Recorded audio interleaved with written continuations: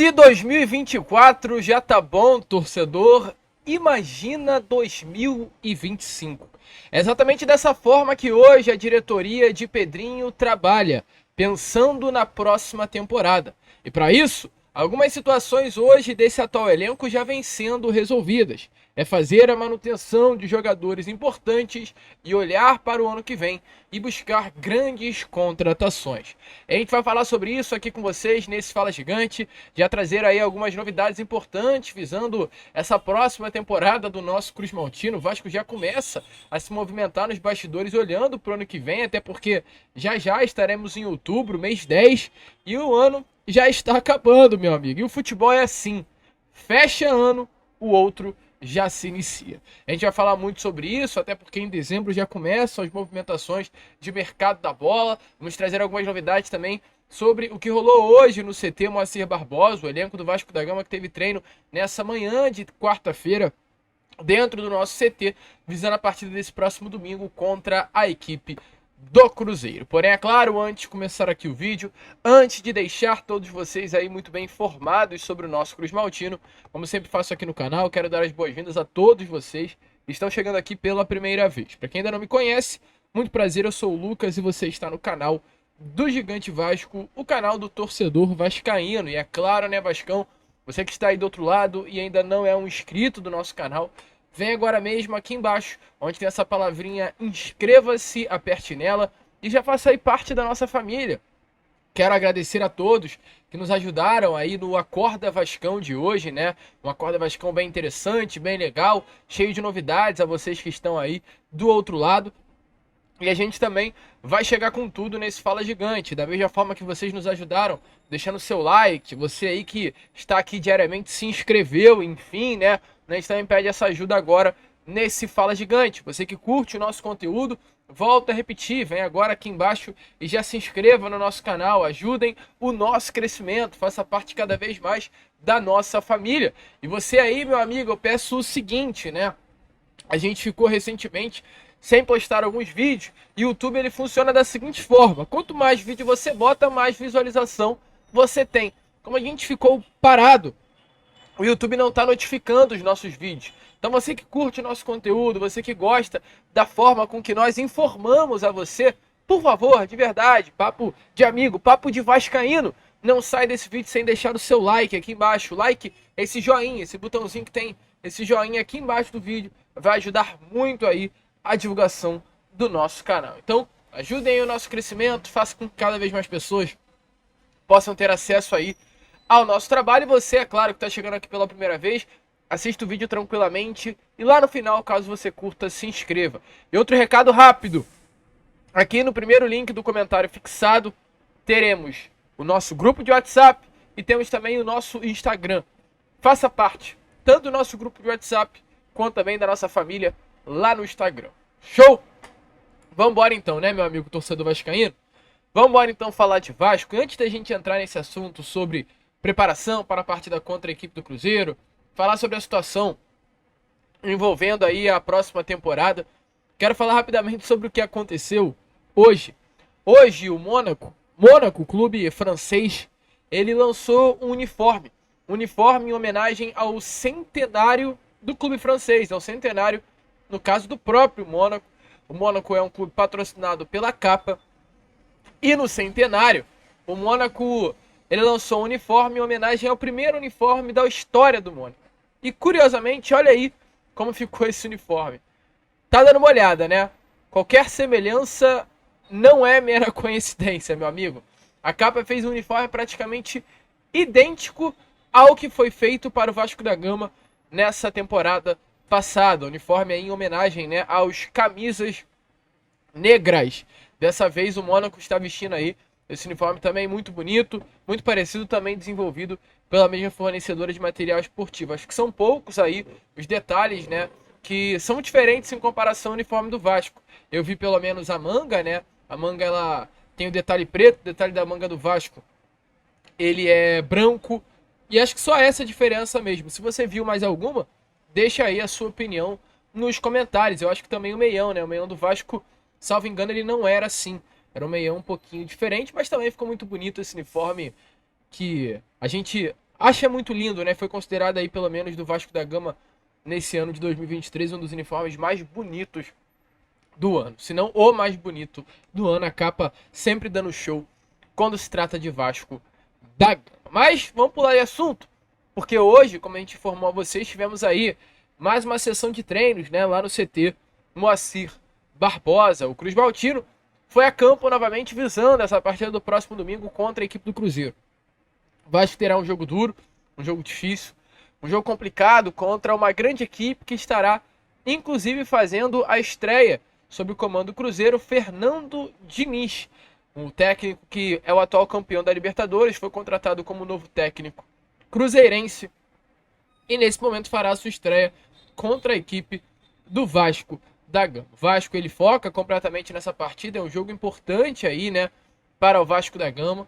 O Vasco vencendo o jogo vai a 38 pontos, se aproxima da parte de cima da tabela, e é um jogo aí que, de fato, meu amigo torcedor Cruz Maltino, poderá virar a chave do Vasco no Campeonato Brasileiro.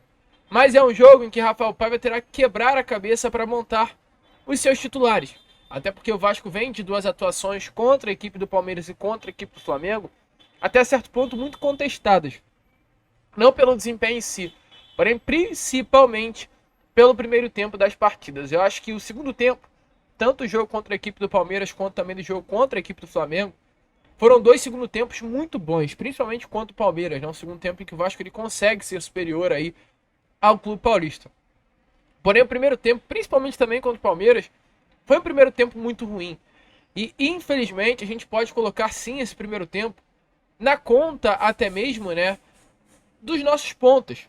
David e Ryan foram dois jogadores aí que nessas duas últimas partidas não conseguiram desempenhar bem. Principalmente o Ryan nesse último jogo contra a equipe do Palmeiras e até o próprio Jean Davi Menezes contra o Flamengo. Parece que o Paiva ainda não encontrou esse jogador para ser o titular da ponta direita. E esse jogo de domingo é importante exatamente para que o Vasco vença, olhe para a parte de cima da tabela, mas para isso precisa montar um time titular que seja o ideal. O Vasco ele mira grandes coisas, o Vasco tem 35 pontos. Através de uma análise feita, caso o Vasco queira alcançar uma Libertadores, teria que tentar pelo menos conquistar mais 22 pontinhos nesse Campeonato Brasileiro para chegar aí aos 58 pontos, né? 58 pontos pelas últimas competições já colocariam o Vasco da Gama dentro aí de um G6, que é muito provável, né, que o Vasco da Gama chegaria a uma pré-Libertadores, pelo menos, já que o Vasco da Gama com 58 pontos ficaria entre os principais clubes do Campeonato Brasileiro. Então o Vasco mira essa classificação, mira essa pontuação, mas para isso precisa vencer o Cruzeiro no próximo domingo, precisa vencer o Juventude em São Januário, mas para isso precisa ajeitar o elenco, que eu acho que o Paiva ainda não conseguiu definir. A gente não tem, nesse momento, o que é um elenco titular do Vasco. A gente não sabe quem é o titular da ponta direita, a gente não sabe quem é o titular da ponta esquerda, a gente não sabe quem é o titular na dupla de volante. Era Cocão e Hugo Moura. Hoje é Hugo Moura e Esforça. Quem é o titular da ponta direita? É o Ryan? É o Emerson Rodrigues? É o Jean Davi?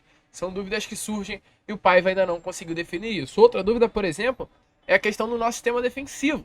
No último domingo, o João Vitor estava à disposição. O Paiva não colocou como titular. Preferiu manter a dupla com o Maicon e Léo. Por que o João Vitor não entrou? Então, assim, são realmente coisas que são difíceis de entender.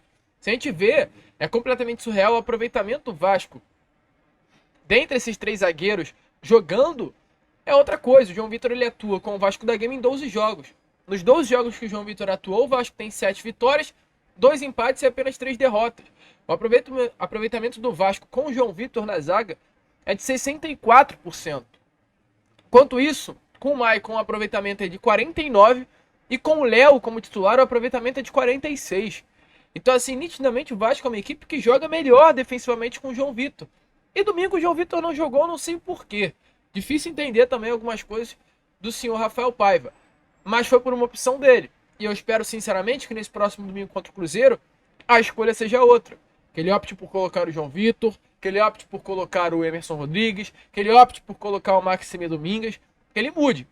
Porque do jeito que tá, pelo menos do jeito que foi o primeiro tempo contra a equipe do Palmeiras nesse último domingo, não poderá se repetir. Se o Vasco enfrentar o Palmeiras, jogar como jogou o primeiro tempo contra o Palmeiras, domingo contra o Cruzeiro, meu amigo, a situação poderá ficar feia em solo mineiro. Mas é sobre isso, é dessa forma. É o Paiva tentando ajeitar a equipe. É olhando primeiramente para esse ano de 2024. Porque, sinceramente, o que a gente pode esperar muito é para o ano de 2025. E é exatamente dessa forma que hoje a diretoria de Pedrinho pensa.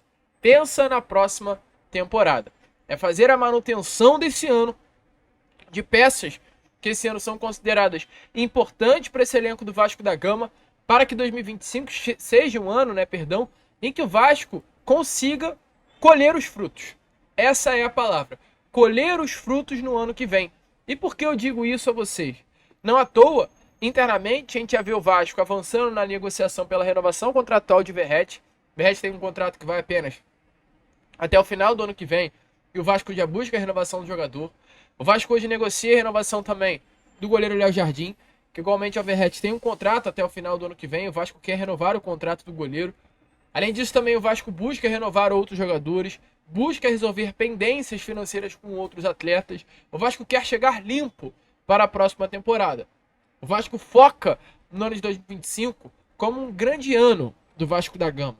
Como o ano em que o Vasco poderá, de fato, botar o nome na mesa e falar: estou de volta ao cenário do futebol brasileiro. Esse é, de fato, o grande objetivo do Vasco da Gama. Então, o Vasco vem tocando as renovações, informações aí do próprio Edmundo, que é uma pessoa muito próxima, à gestão de Pedrinho. A gente pode até contestar, sim, o fato do Edmundo falar muito às vezes, falar muitas besteiras às vezes também, mas é importante que o Edmundo é um cara sério, é um ídolo do Vasco e, acima de tudo, é uma pessoa muito próxima à atual gestão do Pedrinho. O Edmundo é um amigo pessoal do Pedrinho. O Edmundo sabe o que acontece no Vasco da Gama. O Edmundo esteve completamente envolvido nas negociações que trouxeram o Felipe Coutinho de volta ao nosso Cruz Maltino. Então a gente não está falando de qualquer pessoa, a gente não está falando de qualquer nome. A gente está falando do Edmundo. O Edmundo, ele confirma exatamente isso. Que hoje o planejamento do Vasco é exatamente esse. É planejar 2025, olhando para 2024 e fazer a manutenção de atletas. As aspas utilizadas pelo Edmundo são as seguintes, ó. Agora, a ideia é a manutenção de todos os principais jogadores e a contratação de 2 ou 3 jogadores de peso. Um para o sistema defensivo, um para o meio campo e 2 para o ataque. Pesado, tipo o Richarlison, é um assunto que a gente vai entrar já já. Mas olhando, para esse grupo do Vasco da Gama, a gente vê que realmente tem alguns atletas que têm os seus contratos sendo encerrados em breve. Caso aí do goleiro Léo Jardim, como a gente já informou aqui a vocês. Caso também do atacante Pablo Verratti.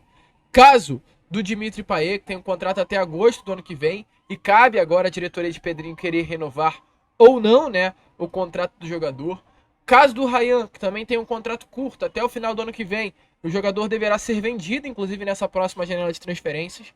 O zagueiro Léo, Puma Rodrigues, Paulinho Paula, Manuel Capasso, jogador que vai voltar aí na próxima temporada. Todos esses jogadores citados, meus amigos, têm contrato com o Vasco da Gama até o final de 2025. Então, assim, literalmente, contratos curtos desses jogadores. E o Vasco visará aí, nesses próximos dias, até o final do ano, já entrar nesse ano de 2025 com a renovação desses atletas. Então, só recalculando aqui com vocês, estamos falando de Léo Jardim, estamos falando de Pablo Verratti, estamos falando de Léo, estamos falando de Pumita Rodrigues, estamos falando de Jair e estamos falando também de Payet. Alguns jogadores que o Vasco, caso queira tê-lo para a próxima temporada, terá que de fato correr contra o tempo e buscar essa renovação contratual.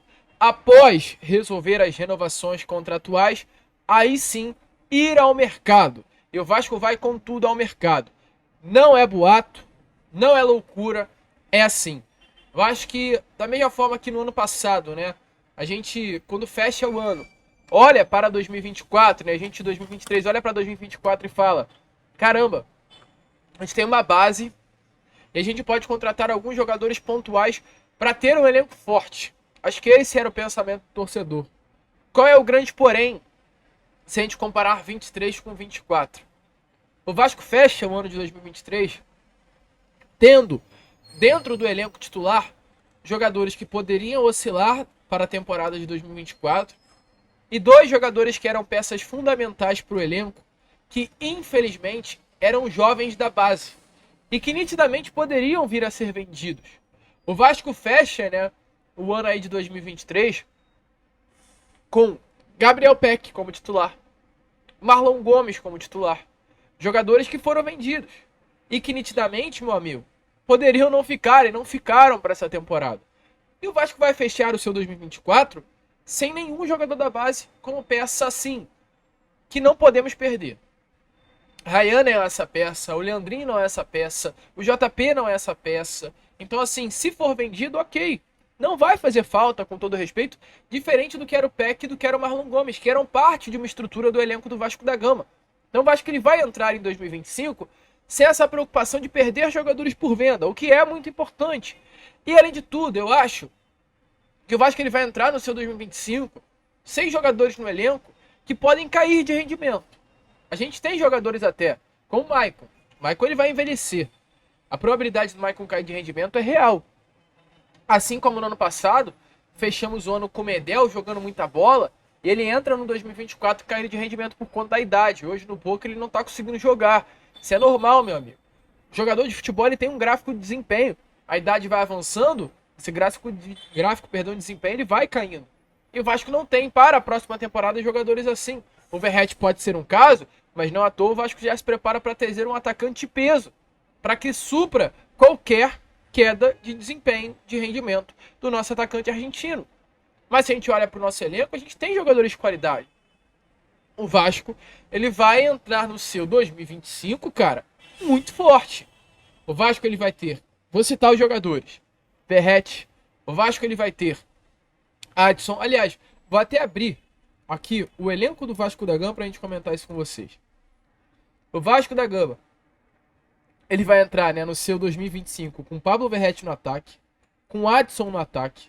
Além do Adson, temos também Jean Davi Menezes, temos David, que o Vasco terá, é claro, que comprar. Temos também Alex Teixeira, que é um jogador que pode vir a ser utilizado, mas não sei. Temos Emerson Rodrigues. Temos muitos jogadores de ataque, assim, à disposição do Paiva. E acho que o Adson voltando, cara, vai ser muito bom. Vai ser muito bom. Paiva vai ter a opção Adson, David, Emerson Rodrigues e Jean Davi.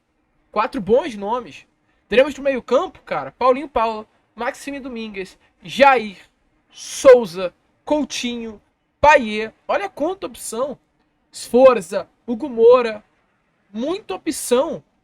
Muita opção. O Estrela voltando de lesão, que eu acho que vai voltar com tudo. O JP mais maduro na próxima temporada. Então o Paiva vai ter muita opção para o setor de meio campo. Teremos o Piton, teremos o Paulo Henrique ainda. Teremos o Léo. Espero que vá muito bem na próxima temporada. Teremos o João Vitor. Então assim, o Vasco ele vai entrar no seu 2025 muito mais preparado do que chegou em 2024. E sim, ao meu ver, o Vasco ele entra no 2025 entendendo que pontualmente precisará de poucos reforços para ter um elenco forte. Para ter um elenco forte. Eu acho que o Adson é titular absoluto da ponta direita no ano que vem. Eu acho que o Jean Davi vai ser o titular absoluto da ponta esquerda no ano que vem. Verratti como centroavante. Teremos um meia com Coutinho que eu acho que vai brincar na próxima temporada. Paulinho e Hugo Moura. Ou caso chegue um outro primeiro volante. Piton, PH, João Vitor, Léo Jardim no gol. E a única lacuna que eu vejo hoje nesse elenco é esse zagueiro para atuar ao lado do João. E é exatamente isso que o Edmundo cita. Que o Vasco ele vai buscar reforços pontuais. Pontuais. De 2 a 3 nomes de peso. Não é trazer poucos nomes, muitos nomes médios. É trazer poucos nomes grandes. O Edmundo cita o Richarlison. Richarlison é vascaíno. É um jogador que tem o sonho de vestir a camisa do Vasco. E o atual momento dele no Tottenham não é bom. Não é bom. Ele chega no ano passado a falar, né?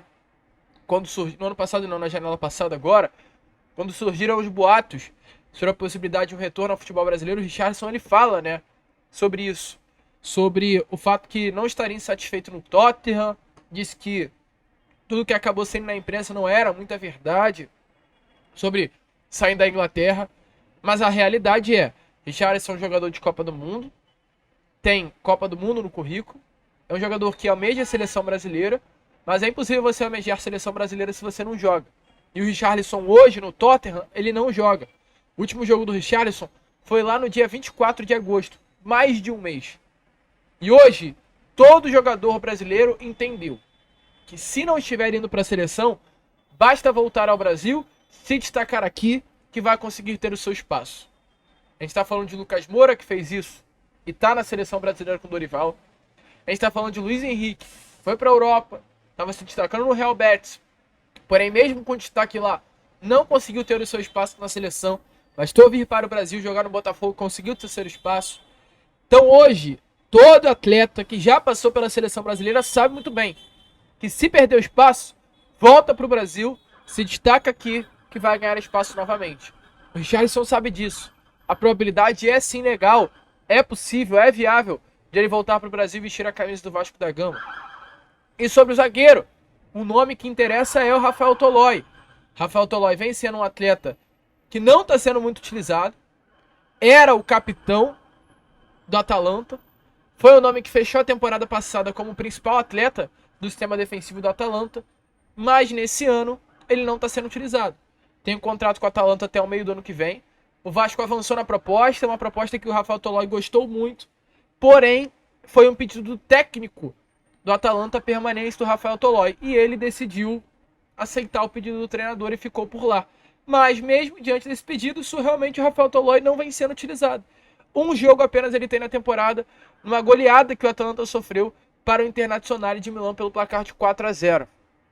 Então assim, a probabilidade do Rafael Tolói vir para o Vasco também é grande, até porque a informação que a gente tem é que ele não veio para o Vasco por conta desse pedido do treinador, respeitou o pedido do técnico do clube italiano, mas ele deixou muito bem claro à diretoria do Pedrinho que ele quer deixar essas portas abertas e quer voltar a conversar em um futuro breve para voltar ao Brasil e ter o Vasco como seu destino. Então assim, é o Vasco trabalhando em 2024, mas olhando também para 2025. Qual é a sua opinião sobre isso, torcedor?